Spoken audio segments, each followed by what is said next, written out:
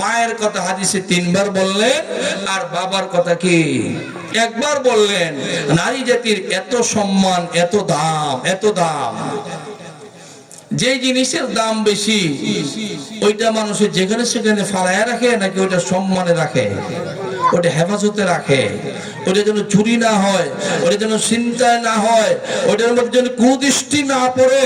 এই জন্য আল্লাহ রাব্বুল আলামিন মায়ের জাতির, মায়ের সতীত্ব, মাদের ইজ্জত রক্ষার জন্য আল্লাহ রাব্বুল আলামিন পবিত্র কোরআনে পর্দা ফরজ করে দিয়েছেন।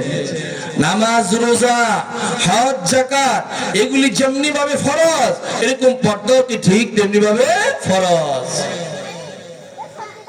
আল্লাহ রাব্বুল আলামিন পবিত্র কোরআনে ফরমান, ইয়া আইয়ুহান নাবিয়্যু কুল লিআজওয়াজিকা ওয়া বানাতিকা ওয়া নিসাইল মুমিনিন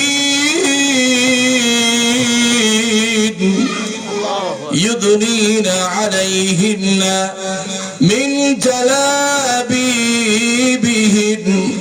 আল্লাহ বলেন, নবী, আপনার বিবিদেরকে আপনি জানায় দেন, আপনার মেয়েদেরকে আপনি জানায় দেন, আপনি মুসলমান মেয়েদেরকে জানায় দেন, তারা যেন বড় চাদর দিয়ে ডেকে ঘর থেকে বের হয়, বেপরদা হয়ে ঘর থেকে বের না হয়।